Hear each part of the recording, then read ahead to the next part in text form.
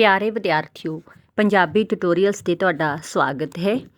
ਅੱਜ ਦੀ ਇਸ ਵੀਡੀਓ ਵਿੱਚ ਆਪਾਂ NIOS ਦੇ 12ਵੀਂ ਜਮਾਤ ਦੇ ਵਿਦਿਆਰਥੀਆਂ ਲਈ ਜੋ ਪੰਜਾਬੀ ਦਾ ਸਿਲੇਬਸ ਹੈ ਉਸ 'ਤੇ ਗੱਲਬਾਤ ਕਰਾਂਗੇ। ਆਉਣ ਵਾਲੀਆਂ ਵੀਡੀਓਜ਼ ਦੇ ਵਿੱਚ ਸਾਰੇ ਸਿਲੇਬਸ ਦੇ ਜੋ ਟੌਪਿਕ ਨੇ ਵੱਖ-ਵੱਖ ਉਹਨਾਂ ਉੱਤੇ ਤੁਹਾਨੂੰ ਡਿਟੇਲਡ ਜਿਹੜੀ ਹੈਗੀ ਵੀਡੀਓ ਮਿਲੇਗੀ। ਕੁੱਲ 9 ਇਕਾਈਆਂ ਵਿੱਚ ਇਸ ਸਿਲੇਬਸ ਨੂੰ ਵੰਡਿਆ ਗਿਆ ਹੈ, ਜਿਸ ਦੀ ਪਹਿਲੀ ਜੋ ਇਕਾਈ ਹੈ, ਪਹਿਲਾ ਮੋਡਿਊਲ ਹੈ, ਉਹ ਹੈ ਭਾਸ਼ਾ ਵਿਗਿਆਨ। ਜਿਸ ਦੇ ਤਹਿਤ ਭਾਸ਼ਾ ਵਿਗਿਆਨ ਜੋ ਮੋਡਿਊਲ ਹੈ ਉਸ ਦੇ ਅੰਤਰਗਤ 2 ਮੁੱਖ ਵਿਸ਼ੇ ਛੋਹੇ ਗਏ ਨੇ। ਪਹਿਲਾ ਹੈ ਭਾਸ਼ਾ ਵਿਗਿਆਨ ਅਤੇ ਦੂਜਾ ਜੋ ਪੰਜਾਬੀ ਭਾਸ਼ਾ ਹੈ ਉਸ ਦਾ ਵਿਹਾਰ ਦੇ ਵਿੱਚ ਅਸੀਂ ਉਹਨੂੰ ਕਿਸ ਤਰ੍ਹਾਂ ਵਰਤੋਂ ਦੇ ਵਿੱਚ ਲਿਆਉਂਦੇ ਹਾਂ। ਸੋ ਆਪਾਂ ਸਿਲਸਿਲੇਵਾਰ ਸ਼ੁਰੂ ਕਰਦੇ ਹਾਂ। ਸੋ ਪਹਿਲੀ ਇਕਾਈ ਦੀ ਗੱਲ ਕਰੀਏ ਭਾਸ਼ਾ ਵਿਗਿਆਨ, ਤਾਂ ਇਹਦੇ 'ਚ ਜੋ ਡਿਟੇਲਡ ਆਪਾਂ ਗੱਲ ਵੀ ਕਰਾਂਗੇ, ਉਸ ਨੂੰ ਸਮਝਾਂਗੇ ਅਤੇ ਉਹਨਾਂ ਦੇ ਪ੍ਰਸ਼ਨਾਂ ਨੂੰ ਵੀ ਹੱਲ ਕਰਾਂਗੇ। ਭਾਸ਼ਾ ਵਿਗਿਆਨੀਆਂ ਅਨੁਸਾਰ ਭਾਸ਼ਾ ਸਿੱਖਿਆ ਦੇ 4 ਪੱਧਰ ਮੰਨੇ ਗਏ ਹਨ: ਸੁਣਨਾ, ਸਮਝਣਾ, ਬੋਲਣਾ, ਪੜ੍ਹਨਾ, ਲਿਖਣਾ। ਸੋ ਉੱਦਾਂ ਵੀ ਜਿਸ ਤਰ੍ਹਾਂ ਆਪਾਂ ਦੇਖਦੇ ਹਾਂ ਕਿ ਕੋਈ ਵੀ ਚਾਹੇ ਭਾਸ਼ਾ ਹੈ ਉਹ 4 ਪੱਧਰਾਂ 'ਤੇ ਅਸੀਂ ਉਹਨੂੰ ਸਿੱਖਦੇ ਸਮਝਦੇ ਹਾਂ: ਸੁਣਨ ਦਾ ਪੱਧਰ, ਬੋਲਣ ਦਾ, ਲਿਖਣ ਦਾ ਅਤੇ ਪੜ੍ਹਨ ਦਾ। ਇਹਨਾਂ 4 ਪੱਧਰਾਂ ਦਾ ਆਪਸ ਵਿੱਚ ਬਹੁਤ ਨੇੜੇ ਦਾ ਸੰਬੰਧ ਹੁੰਦਾ, ਜਾਂ ਆਪਾਂ ਇਹ ਕਹਿ ਲਓ ਕਿ ਇੱਕ ਦੂਜੇ ਉੱਤੇ ਆਧਾਰਿਤ ਹੁੰਦੇ ਨੇ। ਜਦੋਂ ਭਾਸ਼ਾ ਦਾ ਸਰੂਪ ਪੜ੍ਹਨ ਅਤੇ ਲਿਖਣ ਤੱਕ ਵਿਕਸਿਤ ਨਹੀਂ ਸੀ ਹੋਇਆ ਤਾਂ ਸਾਰਾ ਕੰਮ ਸੀ ਜਿਹੜਾ ਹੈ ਬੋਲਣ, ਸਮਝਣ ਅਤੇ ਸੁਣਨ ਤੱਕ ਸੀਮਿਤ ਸੀ। ਆਦਿ ਕਾਲ ਵਿੱਚ ਵੀ ਮਨੁੱਖ ਬੋਲ ਕੇ ਆਪਣੀ ਗੱਲ ਇੱਕ ਦੂਜੇ ਤੱਕ ਪਹੁੰਚਾਉਂਦੇ ਸੀ ਅਤੇ ਉਹਦੇ ਜੋ ਸੁਣਨ ਵਾਲੇ ਸਰੋਤੇ ਹੁੰਦੇ ਸੀ ਉਹ ਆਪਣੀ ਸਮਝ ਅਨੁਸਾਰ ਸੁਣ ਕੇ ਉਹਦੇ ਅਰਥ ਕੱਢ ਲੈਂਦੇ ਸੀ। ਜੋ ਭਾਸ਼ਾ ਦਾ ਲਿਖਤੀ ਰੂਪ ਹੈ ਉਹ ਬਹੁਤ ਦੇਰ ਬਾਅਦ ਹੋਂਦ ਵਿੱਚ ਆਇਆ। ਭਾਸ਼ਾ ਸਿੱਖਿਆ ਦਾ ਜਿਹੜਾ ਪਹਿਲਾ ਪੜਾਅ ਹੈ ਉਹ ਸੁਣਨਾ ਅਤੇ ਸਮਝਣਾ ਹੀ ਹੈ। ਨਿੱਕੇ ਬੱਚਿਆਂ ਦੀ ਭਾਸ਼ਾ ਸਿੱਖਿਆ ਇੱਥੋਂ ਹੀ ਆਰੰਭ ਹੁੰਦੀ ਹੈ। ਸੁਣਨ ਅਤੇ ਸਮਝਣ ਦਾ ਕੰਮ ਨਾਲੋਂ ਨਾਲ ਚੱਲਦਾ ਰਹਿੰਦਾ। ਮਨੁੱਖ ਇੱਕ ਸਮਾਜਿਕ ਪ੍ਰਾਣੀ ਹੈ। ਉਸ ਦੀ ਰੋਜ਼ਾਨਾ ਜ਼ਿੰਦਗੀ 'ਚ ਸਧਾਰਨ ਬੋਲਚਾਲ ਰਾਹੀਂ ਹੀ ਨੇਪਰੇ ਚੜ੍ਹਦੀ ਹੈ। ਹਰ ਗੱਲ ਉਹ ਲਿਖ ਕੇ ਨਹੀਂ ਕਰਦਾ। ਮਨੁੱਖ ਆਪਣੇ ਪਰਿਵਾਰ, ਗੁਆਂਢੀ, ਦਫ਼ਤਰ, ਗਲੀ ਮੁਹੱਲੇ, ਹਰ ਥਾਂ, ਹਰ ਖੇਤਰ ਵਿੱਚ ਆਪਣੀ ਹੋਂਦ ਆਪਣੀ ਬੋਲਚਾਲ ਰਾਹੀਂ ਹੀ ਕਾਇਮ ਰੱਖਦਾ ਹੈ। ਜੇ ਸਾਡੀ ਸੋਚ ਸੁਲਝੀ ਹੋਈ ਅਤੇ ਸਪਸ਼ਟ ਹੋਵੇ ਤਾਂ ਸਾਡੀ ਜੋ ਬੋਲਚਾਲ ਹੈ ਅਤੇ ਲਿਖਣ ਵਿੱਚ ਉਹਦੇ ਵਿੱਚ ਵੀ ਸਪਸ਼ਟਤਾ ਆ ਜਾਂਦੀ ਹੈ। ਬੋਲਚਾਲ ਦੁਆਰਾ ਭਾਸ਼ਾ ਨੂੰ ਕਿਰਿਆਤਮਕ ਰੂਪ ਮਿਲ ਜਾਂਦਾ ਹੈ ਅਤੇ ਇਸ ਤਰ੍ਹਾਂ ਭਾਸ਼ਾ ਸਿੱਖਿਆ ਦਾ ਕੰਮ ਸੌਖਾ ਹੋ ਜਾਂਦਾ ਹੈ। ਇਹ ਵੀ ਇੱਕ ਸੱਚਾਈ ਹੈ ਕਿ ਬੱਚਾ ਜੋ ਹੈ ਉਹ ਆਪਣੀ ਮਾਤ ਭਾਸ਼ਾ ਆਪਣੇ ਆਲੇ ਦੁਆਲੇ ਵਿੱਚੋਂ ਬੋਲ ਚਾਲ ਕੇ ਅਤੇ ਸੁਣ ਕੇ ਹੀ ਸਿੱਖਦਾ ਹੈ। ਸ਼ੁੱਧ ਲਿਖਤ ਲਈ ਅਤੇ ਸ਼ੁੱਧ ਉਚਾਰਨ ਅਤੇ ਸ਼ੁੱਧ ਭਾਸ਼ਾ ਸੁਣਨ ਦੀ ਵੀ ਲੋੜ ਹੈ। ਪੰਜਾਬ ਭਾਰਤ ਦਾ ਇੱਕ ਬਹੁਤ ਉਪਜਾਊ ਪ੍ਰਾਂਤ ਹੈ। ਇਸ ਦਾ ਨਾਂ 5 ਆਬ ਤੋਂ ਬਣਿਆ। ਆਬ ਦਾ ਜੋ ਸ਼ਬਦੀ ਅਰਥ ਕਰੀਏ ਤਾਂ ਉਹ ਹੈ ਪਾਣੀ, ਪਰ ਇੱਥੇ ਇਸ ਦਾ ਅਰਥ ਦਰਿਆ ਹੈ, ਭਾਵ 5 ਦਰਿਆਵਾਂ ਦਾ ਪ੍ਰਦੇਸ਼। ਇਹ ਦਰਿਆ ਹਨ ਸਤਲੁਜ, ਬਿਆਸ, ਰਾਵੀ, ਚਨਾਬ ਅਤੇ ਜੇਹਲਮ। ਪੰਜਾਬੀ ਇਹਨਾਂ 5 ਦਰਿਆਵਾਂ ਦੀ ਸੁੰਦਰ ਧਰਤੀ ਦੇ ਵਸਨੀਕਾਂ ਦੀ ਬੋਲੀ ਹੈ। ਪੰਜਾਬ ਦੇ ਰਹਿਣ ਵਾਲੇ ਸਮੇਂ-ਸਮੇਂ ਸਿਰ ਜਿਹੜੀ ਵੀ ਭਾਸ਼ਾ ਬੋਲਦੇ ਰਹੇ ਹਨ ਉਹ ਪੰਜਾਬੀ ਹੀ ਸੀ। ਜਦੋਂ ਅਸੀਂ ਇਸ ਪਾਠ ਨੂੰ ਪੜ੍ਹਨਾ ਹੈ ਜੋ ਸਾਡੀ ਇਸ ਮੋਡਿਊਲ ਦੇ ਵਿੱਚ ਸ਼ਾਮਲ ਹੈ ਤਾਂ ਉਹਦੇ 'ਚ ਅਸੀਂ ਪੰਜਾਬੀ ਭਾਸ਼ਾ ਅਤੇ ਉਸ ਦੀਆਂ ਡਾਇਲੈਕਟਸ ਬਾਰੇ ਗੱਲ ਕਰਾਂਗੇ, ਉਸ ਦੀਆਂ ਉਪ ਭਾਸ਼ਾਵਾਂ ਬਾਰੇ ਗੱਲ ਕਰਾਂਗੇ, ਸ਼ਬਦ ਰਚਨਾ ਦੇ ਨਿਯਮ ਸਿੱਖਾਂਗੇ, ਸਮਾਨਾਰਥਕ ਸ਼ਬਦ ਕੀ ਹੁੰਦੇ ਨੇ, ਵਿਰੋਧੀ ਸ਼ਬਦਾਂ ਦੀ ਗੱਲ ਕਰਾਂਗੇ, ਬਹੁ ਅਰਥਕ ਸ਼ਬਦਾਂ ਬਾਰੇ ਸਮਝਾਂਗੇ, ਵਾਕ ਰਚਨਾ ਅਤੇ ਵਾਕ ਦੀਆਂ ਕਿਸਮਾਂ, ਮੁਹਾਵਰੇ, ਅਖਾਣ, ਪੱਤਰ ਰਚਨਾ ਅਤੇ ਲੇਖ। ਹੁਣ ਮੁੱਖ ਤੌਰ 'ਤੇ ਆਪਾਂ ਗੱਲ ਕਰਦੇ ਹਾਂ ਪੰਜਾਬੀ ਭਾਸ਼ਾ ਅਤੇ ਉਹਦੀਆਂ ਉਪ ਭਾਸ਼ਾਵਾਂ ਦੀ। ਬਹੁਤ ਹੀ ਮਹੱਤਵਪੂਰਨ ਵਿਸ਼ਾ ਹੈ। ਇਹਦੇ ਵਿੱਚੋਂ ਬਹੁਤ ਸਾਰੇ ਪ੍ਰਸ਼ਨ ਹੈ ਜਿਹੜੇ ਉਹ ਇਮਤਿਹਾਨ ਵਿੱਚ ਪੁੱਛੇ ਜਾਂਦੇ ਨੇ। ਪੰਜਾਬ ਦਾ ਖੇਤਰ ਬਹੁਤ ਵਿਸ਼ਾਲ ਹੈ। ਇਸ ਵੱਡੇ ਖੇਤਰ ਵਿੱਚ ਕੁਦਰਤੀ ਤੌਰ 'ਤੇ ਬੋਲਚਾਲ ਦਾ ਅੰਤਰ ਹੋ ਜਾਂਦਾ ਹੈ ਕਿਉਂਕਿ ਇੱਕ ਵੱਡਾ ਖੇਤਰ ਹੈ ਪੰਜਾਬ, ਠੀਕ ਹੈ। ਤਾਂ ਜੋ ਉਸ ਦੇ ਇੱਕ ਥਾਂ ਦੇ ਉੱਤੇ ਮੰਨ ਲਓ ਇੱਕ ਇਲਾਕੇ ਦੇ ਵਿੱਚ ਜਿਹੜੀ ਭਾਸ਼ਾ ਬੋਲੀ ਜਾਂਦੀ ਹੈ, ਜੋ ਬੋਲੀ ਜਾਂਦੀ ਹੈ, ਤਾਂ ਅਗਰ ਅਸੀਂ ਉਸ ਤੋਂ ਥੋੜ੍ਹਾ ਹੋਰ ਅੱਗੇ ਜਾਂਦੇ ਹਾਂ ਤਾਂ ਉੱਥੇ ਬੋਲਣ ਦੇ ਵਿੱਚ, ਉਚਾਰਨ ਦੇ ਵਿੱਚ ਜਿਹੜਾ ਹੈਗਾ ਫਰਕ ਪੈ ਜਾਂਦਾ। ਇਸ ਅੰਤਰ ਦਾ ਇੱਕ ਕਾਰਨ ਤਾਂ ਭੂਗੋਲਿਕ ਹੋ ਗਿਆ, ਜਿਵੇਂ ਕਿ ਦਰਿਆ ਦੇ ਆਰ-ਪਾਰ ਦਾ ਇਲਾਕਾ, ਪਹਾੜ, ਜੰਗਲ ਅਤੇ ਰੇਗਿਸਤਾਨ ਦਾ ਇਲਾਕਾ ਅਤੇ ਆਵਾਜਾਈ ਦੇ ਸਾਧਨਾਂ ਦੀ ਘਾਟ ਆਦਿ। ਸਥਾਨਕ ਰੰਗਤ ਕਾਰਨ ਭਾਸ਼ਾ ਦੇ ਉਚਾਰਨ ਅਤੇ ਲਿਖਤ ਵਿੱਚ ਅੰਤਰ ਹੋ ਜਾਣ ਕਰਕੇ ਹੀ ਭਾਸ਼ਾ ਵਿੱਚ ਵੱਖਰਾਪਣ ਮਹਿਸੂਸ ਹੁੰਦਾ। ਕਿ ਜਿਸ ਤਰ੍ਹਾਂ ਅਸੀਂ ਦੇਖਦੇ ਹਾਂ ਕਿ ਪੰਜਾਬ ਦੇ ਅਸੀਂ ਅਗਰ ਇੱਕ ਪਾਸੇ ਤੋਂ ਸ਼ੁਰੂ ਕਰੀਏ ਤਾਂ ਇੱਕ ਤਰ੍ਹਾਂ ਦੀ ਮੰਨ ਲਓ ਭਾਸ਼ਾ ਬੋਲ ਰਹੇ ਨੇ, ਬੋਲੀ ਬੋਲ ਰਹੇ ਨੇ ਲੋਕ, ਉਹਨਾਂ ਦਾ ਉਚਾਰਨ, ਲਹਿਜ਼ਾ ਜਿਹੜਾ ਹੈਗਾ, ਢੰਗ ਹੈ ਉਹ ਇੱਕ ਤਰ੍ਹਾਂ ਦਾ। ਜਿਉਂ-ਜਿਉਂ ਅਸੀਂ ਅੱਗੇ ਵੱਧਦੇ ਹਾਂ ਤਾਂ ਅਗਰ ਕੋਈ ਕੁਦਰਤੀ ਜਿਹੜੀਆਂ ਵਿੱਚ ਇਸ ਤਰ੍ਹਾਂ ਦੀਆਂ ਚੀਜ਼ਾਂ ਆ ਜਾਂਦੀਆਂ ਨੇ, ਦਰਿਆ ਆ ਜਾਂਦੇ ਨੇ ਜਾਂ ਕੁਛ ਵੀ ਆ ਜਾਂਦੇ ਨੇ, ਤਾਂ ਪੁਰਾਣੇ ਸਮੇਂ ਦੀ ਗੱਲ ਕਰੀਏ, ਅੱਜ ਵਰਗੇ ਆਵਾਜਾਈ ਸਾਧਨ ਨਹੀਂ ਸੀ, ਤਾਂ ਉਸ ਪਰਟੀਕੂਲਰ ਇਲਾਕੇ ਦੇ ਲੋਕ ਦੂਸਰੇ ਇਲਾਕੇ ਨਾਲੋਂ ਟੁੱਟੇ ਹੁੰਦੇ ਨੇ। ਤਾਂ ਦਰਿਆ ਤੋਂ ਅਗਰ ਅਸੀਂ ਪਾਰ ਜਾਂਦੇ ਹਾਂ ਤਾਂ ਉੱਥੇ ਉਹਨਾਂ ਦੇ ਬੋਲਣ ਲਹਿਜੇ 'ਚ ਫ਼ਰਕ ਮਹਿਸੂਸ ਹੁੰਦਾ। ਇਸੇ ਤਰ੍ਹਾਂ ਉਸ ਇਲਾਕੇ ਤੋਂ ਹੋਰ ਅੱਗੇ ਵੱਧਦੇ ਜਾਈਏ ਤਾਂ ਉਹਨਾਂ ਲੋਕਾਂ ਦੀ ਬੋਲਚਾਲ ਦੀ ਭਾਸ਼ਾ 'ਚ ਫ਼ਰਕ ਪੈ ਜਾਂਦਾ। ਸੋ ਸਮੁੱਚੇ ਤੌਰ 'ਤੇ ਪੂਰੇ ਪੰਜਾਬ ਪ੍ਰਦੇਸ਼ ਦੀ ਭਾਸ਼ਾ ਜਿਹੜੀ ਹੈਗੀ ਹੈ ਪੰਜਾਬੀ, ਪਰ ਇਲਾਕਿਆਂ ਦੇ ਹਿਸਾਬ ਦੇ ਨਾਲ ਬੋਲਣ ਦੇ ਵਿੱਚ, ਉਚਾਰਨ ਕਰਨ ਦੇ ਵਿੱਚ, ਬੋਲਣ ਦੇ ਲਹਿਜ਼ੇ ਦੇ ਵਿੱਚ ਜੋ ਅੰਤਰ ਆ ਜਾਂਦਾ, ਉਹ ਜਿਹੜਾ ਹੈਗਾ ਉਪ ਭਾਸ਼ਾਵਾਂ ਦਾ ਅਸੀਂ ਉਸ ਨੂੰ ਰੂਪ ਕਹਿੰਦੇ ਹਾਂ। ਇਸ ਤਰ੍ਹਾਂ ਜਿਹੜਾ ਹੈਗਾ ਵੱਖ-ਵੱਖ ਖੇਤਰਾਂ ਦੀਆਂ ਭਾਸ਼ਾਵਾਂ ਨੂੰ ਉਪ ਭਾਸ਼ਾਵਾਂ ਕਿਹਾ ਜਾਂਦਾ ਹੈ। ਇਹ ਉਪ ਭਾਸ਼ਾਵਾਂ ਭਾਸ਼ਾ ਨੂੰ ਅਮੀਰ ਬਣਾਉਂਦੀਆਂ ਨੇ। ਪੰਜਾਬੀ ਦੀਆਂ ਵੀ ਕਈ ਉਪ ਭਾਸ਼ਾਵਾਂ ਹਨ ਜੋ ਹੇਠ ਦਿੱਤੀਆਂ ਨੇ, ਜਿਵੇਂ ਕਿ ਮਾਝੀ ਹੋ ਗਈ, ਦੁਆਬੀ, ਮਲਵਈ, ਪੁਆਧੀ, ਮੁਲਤਾਨੀ, ਪੋਠੋਹਾਰੀ, ਝਾਂਗੀ, ਪਟਿਆਣੀ, ਡੋਗਰੀ। ਭਾਵ ਪੰਜਾਬ ਦੇ ਵਿਸ਼ਾਲ ਖੇਤਰ ਦੇ ਵਿੱਚ ਇਲਾਕਿਆਂ ਦੇ ਹਿਸਾਬ ਨਾਲ ਬੋਲੀ ਵਿੱਚ ਜਿਹੜੀ ਭਿੰਨਤਾ ਆਉਂਦੀ ਆ, ਵੱਖਰਾਪਣ ਆਉਂਦਾ, ਉਹ ਇੰਨਾ ਆਉਂਦਾ ਕਿ ਅਸੀਂ ਹਰੇਕ ਇਲਾਕੇ ਦੀ ਜਿਹੜੀ ਬੋਲਣ ਦੇ ਲਹਿਜ਼ੇ ਤੋਂ ਉਸ ਉਪਭਾਸ਼ਾ ਦਾ ਜਿਹੜਾ ਨਾਮ ਹੈ ਉਸ ਨੂੰ ਨਾਮਕਰਨ ਕੀਤਾ ਹੋਇਆ ਹੈ। ਸੋ ਮਾਝੀ ਜਿਹੜੀ ਉਪਭਾਸ਼ਾ ਹੈ ਉਹ ਅਗਰ ਪੁਰਾਣੇ ਪੰਜਾਬ ਦੀ ਵੀ ਗੱਲ ਕਰੀਏ, ਕਿਉਂਕਿ ਪੰਜਾਬੀ ਇਕੱਲੀ ਭਾਰਤ ਵਿਚਲੇ ਪੰਜਾਬ ਵਿੱਚ ਹੀ ਨਹੀਂ ਬੋਲੀ ਜਾਂਦੀ, ਜੋ ਪੰਜਾਬ ਦਾ ਹਿੱਸਾ ਵੰਡ ਸਮੇਂ ਪਾਕਿਸਤਾਨ ਵਿੱਚ ਚਲਿਆ ਗਿਆ ਉੱਥੇ ਵੀ ਪੰਜਾਬੀ ਬੋਲੀ ਜਾਂਦੀ ਹੈ। ਸੋ ਉਸ ਹਿਸਾਬ ਨਾਲ ਅਸੀਂ ਦੇਖਦੇ ਹਾਂ ਕਿ ਜਿਹੜੀ ਮਾਝੀ ਹੈ ਉਹ ਲਾਹੌਰ, ਗੁਜਰਾਂਵਾਲਾ, ਸਿਆਲਕੋਟ, ਸ਼ੇਖੂਪੁਰਾ, ਲਾਇਲਪੁਰਾ, ਮਿੰਟੁੰਗੂਬਰੀ ਜਿਹੜੇ ਕਿ ਇਸ ਟਾਈਮ ਪਾਕਿਸਤਾਨ ਵਿੱਚ ਨੇ, ਅਤੇ ਗੁਰਦਾਸਪੁਰ, ਅੰਮ੍ਰਿਤਸਰ ਜੋ ਕਿ ਇੱਧਰ ਵਾਲੇ ਪੰਜਾਬ 'ਚ ਨੇ। ਇਸ ਇਲਾਕੇ ਦੀ ਜਿਹੜੀ ਭਾਸ਼ਾ ਉਹਨੂੰ ਕਿਹਾ ਜਾਂਦਾ ਮਾਝੀ। ਠੀਕ ਹੈ, ਇਹੀ ਉਪਭਾਸ਼ਾ ਵਿਕਸਿਤ ਹੋ ਕੇ ਟਕਸਾਲੀ ਪੰਜਾਬੀ ਬਣੀ, ਜਿਹਦੇ ਵਿੱਚ ਰਾੜੇ ਦੀ ਵਰਤੋਂ ਬਹੁਤ ਹੁੰਦੀ ਹੈ। ਗਾੜੀ, ਮਾੜੀ, ਜਿਹੜਾ ਰਾੜਾ ਸ਼ਬਦ ਹੈ, ਅੱਖਰ ਹੈ, ਉਸ ਨੂੰ ਬਹੁਤ ਵਰਤਿਆ ਜਾਂਦਾ ਹੈ। ਦੂਜੀ ਹੈ ਜਿਹੜੀ ਉਪਭਾਸ਼ਾ ਉਹ ਸਾਡੀ ਹੈ ਦੁਆਬੀ। ਇਹ ਉਪਭਾਸ਼ਾ ਹੁਸ਼ਿਆਰਪੁਰ, ਜਲੰਧਰ ਅਤੇ ਕਪੂਰਥਲਾ ਦੇ ਜ਼ਿਲ੍ਹਿਆਂ 'ਚ ਬੋਲੀ ਜਾਂਦੀ ਹੈ। ਸੋ ਇੱਥੇ ਮੇਨ ਜਿਹੜੇ ਧਿਆਨ 'ਚ ਰੱਖਣੇ ਨੇ, ਹੁਸ਼ਿਆਰਪੁਰ, ਜਲੰਧਰ, ਕਪੂਰਥਲਾ। ਅਤੇ ਇਸ ਦੁਆਬੇ ਦੇ ਇਲਾਕੇ ਦੀ ਜਿਹੜੀ ਉਪਭਾਸ਼ਾ ਹੈਗੀ ਆ ਜਾਂ ਬੋਲੀ ਹੈ, ਉਹਦੀ ਕੀ ਵਿਸ਼ੇਸ਼ਤਾ ਜਾਂ ਉਹਦੇ 'ਚ ਕਿਹੜੀ ਖਾਸ ਗੱਲ ਆ? ਇਸ ਵਿੱਚ ਵਾਵੇ ਦੀ ਥਾਂ 'ਤੇ ਬੱਬਾ, ਸੱਸੇ ਪਰ ਬਿੰਦੀ ਦੀ ਥਾਂ 'ਤੇ ਸ਼ ਦੀ ਵਰਤੋਂ ਕੀਤੀ ਜਾਂਦੀ ਹੈ, ਜਿਵੇਂ ਵੱਛਾ, ਵੱਛੀ।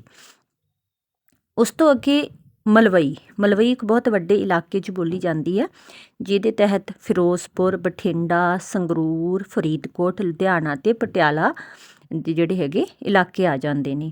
ਇਹ ਤੁਹਾਨੂੰ ਦੀ ਥਾਂ ਤੁਹਾਨੂੰ, ਤੀਵੀਂ ਨੂੰ ਵਾਵੇ ਦੀ ਥਾਂ 'ਤੇ ਮੰਮਾ, ਤੀਵੀਂ ਕਹਿ ਕੇ ਬੋਲਦੇ ਨੇ।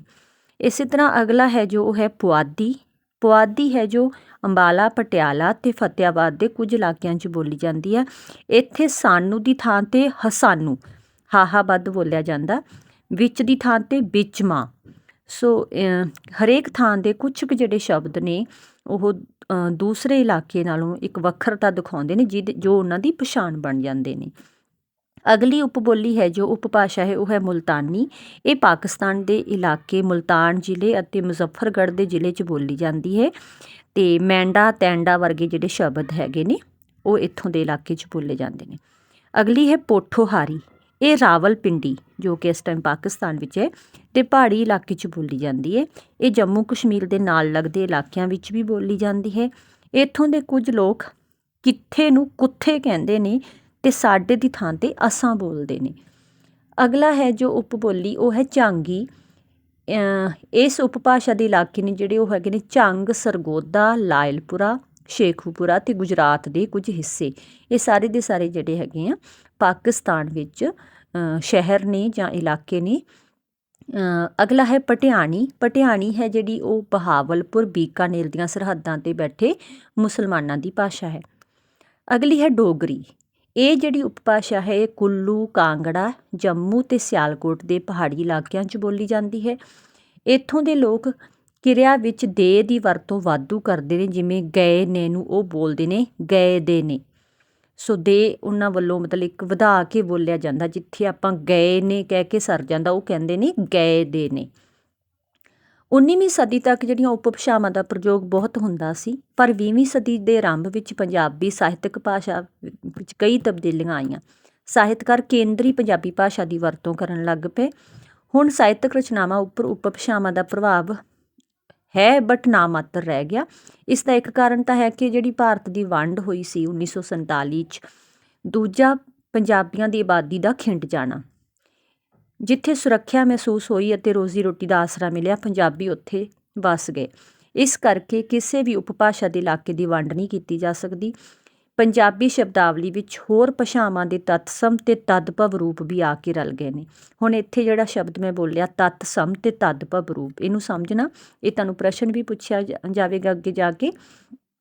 ਤਤਸਮ ਦਾ ਭਾਵ ਹੁੰਦਾ ਹੋਰਾਂ ਭਾਸ਼ਾਵਾਂ ਤੋਂ ਐਜ਼ ਇਟ ਇਜ਼ ਜਿਹੜੇ ਸ਼ਬਦ ਸਾਡੀ ਭਾਸ਼ਾ ਦੇ ਵਿੱਚ ਆ ਕੇ ਸ਼ਾਮਲ ਹੋ ਗਏ ਨੇ ਅਤੇ ਸਾਨੂੰ ਓਪਰੇ ਨਹੀਂ ਲੱਗਦੇ।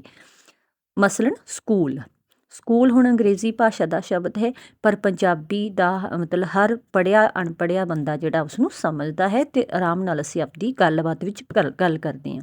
ਪੈਨ, ਠੀਕ ਹੈ। ਸੋ ਇਸ ਤਰ੍ਹਾਂ ਦੇ ਜਿਹੜੇ ਸ਼ਬਦ ਐਜ਼ ਇਟ ਇਜ਼ ਕਿਸੇ ਹੋਰ ਭਾਸ਼ਾ ਦੇ ਆਪਣੀ ਭਾਸ਼ਾ ਦੇ ਵਿੱਚ ਆਏ ਹੁਣ, ਉਹਨੂੰ ਅਸੀਂ ਤਤਸਮ ਸ਼ਬਦ ਕਹਿੰਦੇ ਹਾਂ। ਅਤੇ ਇਸੇ ਤਰ੍ਹਾਂ ਇੱਕ ਹੁੰਦੇ ਨੇ ਤਦਭਵ। ਤਦਭਵ ਹੁੰਦੇ ਨੇ ਉਹ ਵਾਲਾ ਸ਼ਬਦ ਦਾ ਉਹ ਰੂਪ ਜਿਹੜਾ ਕਿਸੇ ਹੋਰ ਭਾਸ਼ਾ ਤੋਂ ਆਇਆ ਹੁੰਦਾ, ਬਟ ਐਜ਼ ਇਟ ਇਜ਼ ਨਹੀਂ ਅਸੀਂ ਉਹਨੂੰ ਅਪਣਾਉਂਦੇ। ਅਸੀਂ ਉਹਦੇ 'ਚ ਥੋੜ੍ਹੀ ਜਿਹੀ ਜਿਹੜੀ ਹੈਗੀ ਆਪਣੀ ਭਾਸ਼ਾ ਦੇ ਅਕੋਰਡਿੰਗ ਜਾਂ ਆਪਣੀ ਬੋਲਣ ਦੀ ਜਿਹੜੀ ਹੈ ਸੁਵਿਧਾ ਦੇ ਅਕੋਰਡਿੰਗ ਉਹਦੇ 'ਚ ਚੇਂਜ ਕਰ ਲੈਂਦੇ ਹਾਂ ਅਤੇ ਉਹ ਸਾਰੇ ਕਿਤੇ ਸਵੀਕਾਰਿਆ ਜਾਂਦਾ। ਜਿਵੇਂ ਹੋਸਪਿਟਲ ਨੂੰ ਅਸੀਂ ਹਸਪਤਾਲ, ਠੀਕ ਹੈ। ਸੋ ਸੈਕਟਰੀਏਟ ਨੂੰ ਸਕੱਤਰ। ਸੋ ਇਸ ਤਰ੍ਹਾਂ ਦੇ ਨਾਲ ਜਿਹੜੇ ਸ਼ਬਦ ਹੈ ਆਏ ਕਿਸੇ ਹੋਰ ਭਾਸ਼ਾ ਤੋਂ ਹੁੰਦੇ ਆ, ਪਰ ਅਸੀਂ ਆਪਣੀ ਭਾਸ਼ਾ ਦੇ ਲਹਿਜ਼ੇ ਦੇ ਹਿਸਾਬ ਦੇ ਨਾਲ ਉਹਦੇ ਵਿੱਚ ਬਦਲਾਅ ਲੈ ਆਉਂਦੇ ਹਾਂ ਅਤੇ ਉਹ ਸਾਰੇ ਕਿਤੇ ਸਵੀਕਾਰੇ ਜਾਂਦੇ ਨੇ, ਸਾਰੇ ਪੰਜਾਬੀ ਬੋਲਣ ਵਾਲਿਆਂ ਵੱਲੋਂ ਸਵੀਕਾਰੇ ਜਾਂਦੇ ਨੇ। ਉਹਨੂੰ ਕਹਿੰਦੇ ਤਦਭਵ ਰੂਪ। ਸੋ ਇਸ ਕਾਰਨ ਹੀ ਪੰਜਾਬੀ ਭਾਸ਼ਾ ਉੱਤੇ ਹੋਰ ਭਾਸ਼ਾਵਾਂ ਦਾ ਪ੍ਰਭਾਵ ਪੈ ਰਿਹਾ ਹੈ। ਉਹਨਾਂ ਭਾਸ਼ਾਵਾਂ ਦੇ ਸ਼ਬਦ ਪੰਜਾਬੀ 'ਚ ਸਮਾ ਰਹੇ ਨੇ, ਜਿਸ ਸਦਕਾ ਕੇਂਦਰੀ ਪੰਜਾਬੀ ਵਿੱਚ ਵੀ ਸਹਿਜੇ ਸਹਿਜੇ ਕੁਝ ਤਬਦੀਲੀਆਂ ਆ ਰਹੀਆਂ ਨੇ। ਹਰ ਭਾਸ਼ਾ ਲਈ ਕਿਸੇ ਵਿਸ਼ੇਸ਼ ਲਿਪੀ ਦੀ ਵਰਤੋਂ ਕੀਤੀ ਜਾਂਦੀ ਹੈ। ਜਦੋਂ ਭਾਸ਼ਾ ਦੇ ਲਿਖਣ ਦੀ ਗੱਲ ਆ ਜਾਂਦੀ ਹੈ ਤਾਂ ਉਹਦੇ ਲਈ ਜਿਹੜੀ ਹੈ ਲਿਪੀ ਦੀ ਜ਼ਰੂਰਤ ਪੈਂਦੀ ਹੈ। ਜਿਵੇਂ ਆਪਾਂ ਕਹਿੰਦੇ ਹਾਂ ਕਿ ਅੰਗਰੇਜ਼ੀ ਭਾਸ਼ਾ ਨੂੰ ਲਿਖਣ ਦੇ ਲਈ ਰੋਮਨ ਲਿਪੀ ਵਰਤੀ ਜਾਂਦੀ ਹੈ, ਉਰਦੂ ਨੂੰ ਲਿਖਣ ਵਾਸਤੇ ਫਾਰਸੀ, ਹਿੰਦੀ ਨੂੰ ਲਿਖਣ ਵਾਸਤੇ ਦੇਵਨਾਗਰੀ ਅਤੇ ਪੰਜਾਬੀ ਭਾਸ਼ਾ ਨੂੰ ਲਿਖਣ ਲਈ ਗੁਰਮੁਖੀ ਲਿਪੀ ਦੀ ਵਰਤੋਂ ਕੀਤੀ ਜਾਂਦੀ ਹੈ। ਲਿਪੀ ਦੇ ਚਿੰਨ੍ਹਾਂ ਲਈ ਕੋਈ ਨਾ ਕੋਈ ਨਾਮ ਪ੍ਰਚਲਿਤ ਹੁੰਦਾ, ਜਿਵੇਂ ਰੋਮਨ ਲਈ ਅਸੀਂ ਕਹਿ ਦਿੰਦੇ ਹਾਂ ਅਲਫਾਬੈਟਸ, ਫਾਰਸੀ ਚਿੰਨ੍ਹਾਂ ਨੂੰ ਅਸੀਂ ਕਹਿ ਦਿੰਦੇ ਹਾਂ ਅੱਖਰ, ਦੇਵਨਾਗਰੀ ਚਿੰਨ੍ਹਾਂ ਨੂੰ ਅਸੀਂ ਕਹਿ ਦਿੰਦੇ ਹਾਂ ਵਰਨ। ਇਸੇ ਤਰ੍ਹਾਂ ਜਿਹੜੇ ਗੁਰਮੁਖੀ ਚਿੰਨ੍ਹ ਨੇ ਉਹਨਾਂ ਨੂੰ ਵੀ ਵਰਨ ਜਾਂ ਅੱਖਰ ਨਾਮ ਨਾਲ ਆਪਾਂ ਪੁਕਾਰਦੇ ਹਾਂ। ਲਿਪੀ ਵਿੱਚ ਜਿਹੜੇ ਅੱਖਰ ਕ੍ਰਮ ਨੇ, ਯਾਨੀ ਕਿ ਉਹਦਾ ਸੀਕੁਐਂਸ ਹੈ ਜਿਹੜਾ, ਅਤੇ ਸਹਾਇਕ ਚਿੰਨ੍ਹਾਂ ਨੂੰ ਸ਼ਾਮਲ ਕੀਤਾ ਜਾਂਦਾ ਹੈ। ਗੁਰਮੁਖੀ ਵਰਨਮਾਲਾ ਨੂੰ 35 ਵੀ ਕਿਹਾ ਜਾਂਦਾ। ਕਿਉਂ ਕਿਹਾ ਜਾਂਦਾ? ਕਿਉਂਕਿ ਪਹਿਲੇ ਦੇ ਵਿੱਚ ਜਿਹੜੀ ਅੱਖਰਾਂ ਦੀ ਗਿਣਤੀ ਸੀ ਉਹ 35 ਸੀ, 35। ਬਾਅਦ ਵਿੱਚ ਅਰਬੀ ਫਾਰਸੀ ਧੁਨੀਆਂ ਅਤੇ ਲੋਕ ਬੋਲੀ ਦੀਆਂ ਧੁਨੀਆਂ ਨੂੰ ਸ਼ਾਮਲ ਕਰਨ ਨਾਲ ਇਹਦੀ ਗਿਣਤੀ ਹੈ ਜਿਹੜੀ ਵੱਧ ਕੇ ਉਹ 41 ਹੋ ਗਈ, 41 ਹੋ ਗਈ, ਜਿਹਨੂੰ ਆਪਾਂ ਸੱਸੇ ਪੈਰ ਬਿੰਦੀ ਖੱਖੇ ਪੈਰ ਬਿੰਦੀ ਵਾਲੀ ਜਿਹੜੀ ਲਾਈਨ ਹੈ ਉਹ ਸਾਰੀ। ਵਰਤਮਾਨ ਗੁਰਮੁਖੀ ਲਿਪੀ ਵਿੱਚ ਜਿਹੜਾ ਹੈਗਾ ਕੁੱਲ 41 ਅੱਖਰ ਨੇ, ਠੀਕ ਹੈ। ਅਤੇ ਜਿਹਦੇ ਵਿੱਚੋਂ ਊੜਾ, ਆੜਾ, ਈੜੀ ਆ ਜਿਹੜੇ ਉਹਨਾਂ ਨੂੰ ਸਵਰਵਾਹਕ ਕਿਹਾ ਜਾਂਦਾ, ਠੀਕ ਹੈ। ਅਤੇ ਬਾਕੀ ਦੇ ਸਾਰੇ ਵਿਅੰਜਨ ਨੇ। ਇੱਦਾਂ ਹੀ ਕੁਛ ਜਿੱਦਾਂ ਆਪਾਂ ਪਹਿਲਾਂ ਗੱਲ ਕੀਤੀ ਹੈ ਪੈਰੀ ਬਿੰਦੀ ਵਾਲੇ ਨੇ, ਸੱਸੇ ਪੈਰ ਬਿੰਦੀ, ਖੱਖੇ ਪੈਰ ਬਿੰਦੀ, ਗੱਗੇ ਪੈਰ ਬਿੰਦੀ, ਜੱਜੀ ਪੈਰ ਬਿੰਦੀ, ਫੱਫੇ ਪੈਰ ਬਿੰਦੀ, ਲੱਲੇ ਪੈਰ ਬਿੰਦੀ। ਕੁਝ ਅੱਖਰ ਨੇ ਜਿਹੜੇ ਪੈਰਾਂ 'ਚ ਵੀ ਪੈ ਸਕਦੇ ਨੇ, ਆਪਣੇ ਤੌਰ 'ਤੇ ਪੂਰਨ ਵੀ ਪਾਏ ਜਾਂਦੇ ਨੇ ਅਤੇ ਕਿਤੇ ਕਿਤੇ ਉਹ ਪੈਰਾਂ 'ਚ ਪਾਏ ਜਾਂਦੇ ਨੇ। ਜਿਵੇਂ ਰਾਰਾ, ਹਾਹਾ ਅਤੇ ਵਾਵਾ ਉਹ ਪੈਰਾਂ ਵਿੱਚ ਵੀ ਵਰਤੇ ਜਾਂਦੇ ਨੇ। ਜਿਵੇਂ ਪ੍ਰੇਮ ਸ਼ਬਦ ਲਿਖਣਾ ਤਾਂ ਪੱਪੇ ਦੇ ਪੈਰ 'ਚ ਰਾਰਾ ਪਾਇਆ ਜਾਂਦਾ, ਰਾਈਟ। ਸੋ ਬਹੁਤ ਥਾਵਾਂ ਦੇ ਉੱਤੇ ਹਾਹਾ ਪੈਰ ਦੇ ਵਿੱਚ ਆਉਂਦਾ। ਜਿਵੇਂ ਹੁਣ ਕਈ ਵਾਰੀ ਸਵਰ ਲਿਖਣ ਦੇ ਲਈ ਸੱਸਾ ਪੈਰ, ਵਾਵਾ ਉਹਦੇ ਪੈਰ 'ਚ ਆਉਂਦਾ। ਸੋ ਇਸ ਤਰ੍ਹਾਂ ਹੁੰਦੇ ਇੱਕ ਦੁੱਤ ਅੱਖਰ। ਦੁੱਤ ਅੱਖਰ ਅਗੇਨ ਉਹਨੂੰ ਅਸੀਂ ਜਿਹੜਾ ਹੈਗਾ ਰਾਰਾ, ਹਾਹਾ ਅਤੇ ਵਾਵਾ ਜਿਹੜਾ ਹੈਗਾ ਦੁੱਤ ਅੱਖਰਾਂ ਨੂੰ ਵਰਤਦੇ ਹਾਂ। ਲਗਾ ਮਾਤਰਾ ਨੇ ਕੰਨਾ ਏ, ਬਿਹਾਰੀ, ਸਿਹਾਰੀ, ਔਂਕੜ, ਦੁਲੈਂਕੜ, ਠੀਕ ਹੈ, ਲਾਵਾਂ, ਤੁਲਾਵਾਂ, ਹੋੜਾ, ਕਨੌੜਾ। ਇੱਦਾਂ ਹੀ ਨਾਸਿਕਤਾ ਅਤੇ ਦਬਾਅ ਵਾਲੇ ਜਿਹੜੇ ਅੱਖਰ ਨੇ ਬਿੰਦੀ, ਟਿੱਪੀ, ਅੱਧਕ, ਓਕੇ। ਸੋ ਗੁਰਮੁਖੀ ਲਿਪੀ ਵਿੱਚ ਜਿਹੜਾ ਊੜਾ ਨਾਲ 3 ਸਵਰ ਚਿੰਨ੍ਹ, ਆੜੇ ਨਾਲ 4 ਸਵਰ ਚਿੰਨ੍ਹ ਅਤੇ ਈੜੀ ਨਾਲ 3 ਸਵਰ ਚਿੰਨ੍ਹ ਲਿਖੇ ਜਾਂਦੇ ਨੇ, ਕਿਉਂਕਿ ਗੁਰਮੁਖੀ ਦੀ ਵਰਨਮਾਲਾ ਵਿੱਚ ਊੜਾ, ਆੜਾ, ਈੜੀ 3 ਹੀ ਸਵਰ ਵਾਹਕ ਨੇ। ਜਿੱਦਾਂ ਊ ਦੇ ਔਂਕੜ ਲਗਾਉਂਦੇ ਊੜੇ ਨੂੰ ਆਪਾਂ, ਉਹ ਬਣ ਗਿਆ ਊ, ਦਲੈਂਕੜ ਲਗਾਉਂਦੇ ਉਹ ਬਣ ਗਿਆ ਊ, ਅਤੇ ਊੜੇ ਦਾ ਮੂੰਹ ਖੁੱਲ੍ਹਾ ਰੱਖਦੇ ਤੇ ਬਣ ਗਿਆ ਓ। ਸੋ ਇਸ ਤਰ੍ਹਾਂ ਨਾਲ ਕੁੱਲ ਜਿਹੜੇ 3 ਸਵਰ ਨੇ ਊੜੇ ਨਾਲ ਲਿਖੇ ਜਾਂਦੇ ਨੇ। ਫਿਰ ਮੁਕਤਾ ਆੜਾ, ਆੜੇ ਨੂੰ ਕੰਨਾ ਆ, ਅਤੇ ਐ ਅਤੇ ਔ, ਇਹ 4 ਸਵਰ ਆ ਜਿਹੜੇ ਉਹ ਆੜੇ ਨਾਲ ਲਿਖੇ ਜਾਂਦੇ ਨੇ। ਇਹ ਈ ਅਤੇ ਏ 3 ਸਵਰ ਆ ਜਿਹੜੇ ਉਹ ਈੜੀ ਨਾਲ ਲਿਖੇ ਜਾਂਦੇ ਨੇ। ਸੋ ਇਸ ਤਰ੍ਹਾਂ ਕੁੱਲ ਜਿਹੜੇ ਸਵਰ ਨੇ ਉਹਨਾਂ ਦੀ ਗਿਣਤੀ ਕਿੰਨੀ ਆ? 10। ਠੀਕ ਹੈ। ਇਸੇ ਤਰ੍ਹਾਂ ਹੀ ਜਿਹੜੀ ਮੁਹਾਰਨੀ ਹੈ, ਉਹਨਾਂ ਨੂੰ ਆਪਾਂ ਦੇਖੀਏ ਕਿ ਆ, ਇਹ ਈ, ਊ, ਇਹ ਐ, ਓ, ਔ। ਸਵਰਾਂ ਦਾ ਮਹੱਤਵ ਇਸ ਲਈ ਵੀ ਹੈ ਕਿਉਂਕਿ ਭਾਸ਼ਾ ਦੇ ਬੋਲਣ ਦੀ ਕਿਰਿਆ ਵਿੱਚ ਸਵਰਾਂ ਤੋਂ ਬਿਨਾਂ ਵਿਅੰਜਨ ਉਚਾਰੇ ਹੀ ਨਹੀਂ ਜਾ ਸਕਦੇ। ਹੁਣ ਆ ਗਿਆ ਵਿਅੰਜਨ। ਇਸ ਤੋਂ ਬਿਨਾਂ ਜੋ ਪੰਜਾਬੀ ਵਿਅੰਜਨ ਉਚਾਰਨ ਸਥਾਨਾਂ ਤੋਂ ਉਚਾਰੇ ਗਏ, ਸਾਡੇ ਮੂੰਹ ਵਿੱਚ ਹੋਂਠ, ਦੰਦ, ਤਾਲੂ, ਸੰਗ, ਕੰਠ, ਇਹ ਜਿਹੜੇ ਅੰਗ ਨੇ ਕਿਸੇ ਵੀ ਅੱਖਰ ਨੂੰ ਵਿਅੰਜਨ ਨੂੰ ਉਚਾਰਨ ਦੇ ਵਿੱਚ ਮਦਦ ਕਰਦੇ ਨੇ। ਅਤੇ ਜਦੋਂ ਅਸੀਂ ਅੰਦਰੋਂ ਬੋਲਦੇ ਹਾਂ ਤਾਂ ਜਿਹੜੀ ਸਾਡੇ ਫੇਫੜਿਆਂ ਵਿੱਚੋਂ ਹਵਾ ਆਉਂਦੀ ਆ, ਉਹ ਕਿਸੇ ਨਾ ਕਿਸੇ ਅੰਗ ਨਾਲ ਟੱਚ ਕਰਕੇ, ਜਾਣੀ ਕਿ ਕੋਈ ਨਾ ਕੋਈ ਮੂੰਹ ਵਿਚਲਾ ਅੰਗ ਆ, ਮੂੰਹ ਪੋਲ ਵਿਚਲਾ, ਉਹਦੇ ਵਿੱਚ ਰੁਕਾਵਟ ਖੜੀ ਕਰਦਾ। ਤਾਂ ਜਿਹੜੇ ਇਸ ਤਰ੍ਹਾਂ ਨਾਲ ਬੋਲੇ ਜਾਂਦੇ ਉਹਨਾਂ ਨੂੰ ਅਸੀਂ ਵਿਅੰਜਨ ਕਹਿੰਦੇ ਹਾਂ। ਜਿਹੜੇ ਬਿਨਾਂ ਕਿਸੇ ਰੁਕਾਵਟ 'ਤੇ ਜਦੋਂ ਜਿਹੜੀ ਫੇਫੜਿਆਂ ਵਿੱਚੋਂ ਹਵਾ ਜਿਹੜੀ ਹੈਗੀ ਬਿਨਾਂ ਕਿਸੇ ਰੁਕਾਵਟ 'ਤੇ ਮੂੰਹ ਪੋਲ ਵਿੱਚੋਂ ਬਾਹਰ ਆ ਜਾਂਦੀ ਹੈ, ਤਾਂ ਉਹ ਹੁੰਦੇ ਆ ਸਵਰ। ਗੁਰਮੁਖੀ ਲਿਪੀ ਦੀਆਂ ਖਾਸ ਵਿਸ਼ੇਸ਼ਤਾਵਾਂ ਕੀ ਨੇ? ਇਹ ਇੱਕ ਧੁਨਿਕ ਲਿਪੀ ਹੈ। ਇਸ ਵਿੱਚ ਪੰਜਾਬੀ ਦੀਆਂ 35 ਮੂਲ ਆਵਾਜ਼ਾਂ ਵਾਸਤੇ 35 ਅੱਖਰ ਨੇ, ਭਾਵ ਹਰੇਕ ਵਾਸਤੇ ਵੱਖਰਾ ਵੱਖਰਾ ਚਿੰਨ੍ਹ ਮੌਜੂਦ ਹੈ। ਅੱਖਰ ਜਿਹੜੀ ਬਣਤਰ ਉਹ ਸਪਸ਼ਟ ਅਤੇ ਨਿਖੜਵੀਂ ਹੈ, ਕਿਤੇ ਕਿਸੇ ਤਰ੍ਹਾਂ ਦੀ ਕਨਫਿਊਜ਼ਨ ਨਹੀਂ ਹੈਗੀ। ਵਰਨਮਾਲਾ ਦੀ ਤਰਤੀਬ ਆ ਉਹ ਵੀ ਬੜੇ ਵਿਗਿਆਨਕ ਤਰੀਕੇ ਨਾਲ ਆ।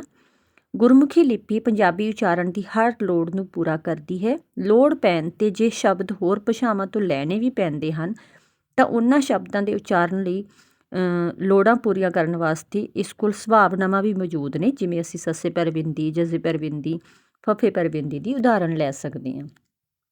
ਗੁਰਮੁਖੀ ਵਿੱਚ ਅੱਖਰਾਂ ਦੀ ਜਿਹੜੀ ਦੂਹਰੀ ਵਰਤੋਂ ਜਾਂ ਅੱਖਰ ਦੇ ਪੈਰ ਵਿੱਚ ਦੁੱਤ ਅੱਖਰਾਂ ਦੀ ਵਰਤੋਂ ਦੀ ਮਜਬੂਰੀ ਨਹੀਂ ਹੈ। ਜੇਕਰ ਹਾਹਾ, ਰਰ ਅਤੇ ਵਾਵਾ ਦੀ ਵਰਤੋਂ ਹੁੰਦੀ ਵੀ ਹੈ ਤਾਂ ਗਿਣੇ ਮਿੱਥੇ ਸ਼ਬਦਾਂ ਵਿੱਚ ਹੀ ਹੁੰਦੀ ਹੈ। ਅੱਖਰ ਬਣਤਰ ਅਤੇ ਅੱਖਰ ਦਾ ਆਕਾਰ ਜਿਹੜੀ ਉਹਦੀ ਇਕਸਾਰਤਾ ਹੈਗੀ ਆ, ਵਰਨਾਂ ਨੂੰ ਸੁੰਦਰਤਾ ਮਿਲਦੀ ਹੈ ਇਹਦੇ ਨਾਲ, ਅਤੇ ਸਰਲਤਾ ਅਤੇ ਸਪਸ਼ਟਤਾ ਵੀ ਮਿਲਦੀ ਹੈ। ਸੋ ਇਸ ਤਰ੍ਹਾਂ ਇਹ ਗੁਰਮੁਖੀ ਲਿਪੀ ਦੀਆਂ ਕੁਝ ਵਿਸ਼ੇਸ਼ਤਾਵਾਂ ਨੇ। ਇਸੇ ਤਰ੍ਹਾਂ ਹੀ ਅਸੀਂ ਜਿੱਦਾਂ ਲਿਪੀ ਦੀਆਂ ਵਿਸ਼ੇਸ਼ਤਾਵਾਂ ਦੀ ਗੱਲ ਕੀਤੀ ਹੈ, ਪੰਜਾਬੀ ਭਾਸ਼ਾ ਦੀਆਂ ਵੀ ਕੁਝ ਵਿਸ਼ੇਸ਼ਤਾਵਾਂ ਨੇ ਜੋ ਉਹਨੂੰ ਇੱਕ ਮਤਲਬ ਵਿਸ਼ੇਸ਼ ਬਣਾਉਂਦੀਆਂ ਨੇ। ਪੰਜਾਬੀ ਭਾਸ਼ਾ ਵਿੱਚ ਘੱਗਾ, ਝੱਜਾ, ਢੱਡਾ, ਭੱਬਾ, ਧੱਦਾ ਅਤੇ ਰਾੜਾ ਪ੍ਰਾਪਤ ਧੁਨੀਆਂ ਹੋਰ ਬੋਲੀਆਂ ਵਿੱਚ ਨਹੀਂ ਮਿਲਦੀਆਂ। ਠੀਕ ਹੈ। ਘੱਗਾ, ਝੱਜਾ, ਢੱਡਾ, ਭੱਬਾ, ਧੱਦਾ ਅਤੇ ਰਾੜਾ, ਹਰੇਕ ਲਾਈਨ ਦਾ ਚੌਥਾ ਅੱਖਰ ਐਂਡ ਲਾਸਟਲੀ ਰਾੜਾ। ਇਹ ਜਿਹੜੀਆਂ ਧੁਨੀਆਂ ਨੇ, ਭਾਵ ਇਹਨਾਂ ਅੱਖਰਾਂ, ਇਹਨਾਂ ਚਿੰਨ੍ਹਾਂ ਦੇ ਨਾਲ ਜੋ ਅਸੀਂ ਧੁਨੀ ਉਚਾਰਦੇ ਹਾਂ, ਆਵਾਜ਼ ਕੱਢਦੇ ਹਾਂ, ਉਹ ਹੋਰਾਂ ਭਾਸ਼ਾਵਾਂ ਦੇ ਵਿੱਚ ਨਹੀਂ ਹੈ। ਅਗਲਾ ਬਹੁਤ ਹੀ ਮਹੱਤਵਪੂਰਨ ਜੋ ਤੁਸੀਂ ਯਾਦ ਵੀ ਰੱਖਣਾ, ਪੰਜਾਬੀ ਭਾਸ਼ਾ ਦਾ ਜਿਹੜਾ ਮੁਹਾਵਰਾ ਹੈ ਉਹ ਪੁਲਿੰਗ ਰੂਪ ਵਾਲਾ ਹੈ, ਭਾਵ ਜਿਹੜੇ ਪੰਜਾਬੀ ਦੇ ਬਹੁਤੇ ਸ਼ਬਦ ਨੇ ਉਹ ਪੁਲਿੰਗ ਰੂਪ ਵਾਲੇ ਨੇ। ਪੰਜਾਬੀ ਭਾਸ਼ਾ ਵਿੱਚ ਲਿੰਗ ਵਰਨ ਦੇ ਨਿਯਮਾਂ ਦੀ ਜਿਤਨੀ ਵਿਆਪਕ ਵਰਤੋਂ ਹੁੰਦੀ ਹੈ ਉਤਨੀ ਸ਼ਾਇਦ ਹੀ ਕਿਸੇ ਹੋਰ ਭਾਸ਼ਾ 'ਚ ਹੁੰਦੀ ਹੋਵੇ। ਜਿੱਦਾਂ ਸਾਡੇ ਕੋਲ ਹਰ ਇੱਕ ਸ਼ਬਦ ਲਈ ਲਿੰਗ ਅਤੇ ਪੁਲਿੰਗ ਦੇ ਵਿੱਚ ਉਹਨੂੰ ਡਿਫਰੈਂਸ਼ੀਏਟ ਕਰਨ ਦੇ ਵਾਸਤੇ ਸ਼ਬਦ ਹੈਗੇ ਨੇ। ਠੀਕ ਹੈ। ਮੰਜਾ, ਮੰਜੀ, ਪੀੜਾ, ਪੀੜੀ, ਤਵਾ, ਤਵੀ ਮਸਲਨ। ਪੰਜਾਬੀਆਂ ਦੇ ਸੁਭਾਅ ਵਾਂਗ ਵੀ ਜਿਹੜੀ ਪੰਜਾਬੀ ਭਾਸ਼ਾ ਖੁੱਲ੍ਹੀ ਡੁੱਲੀ ਭਾਵਨਾ ਦੀ ਮਾਲਕ ਹੈ।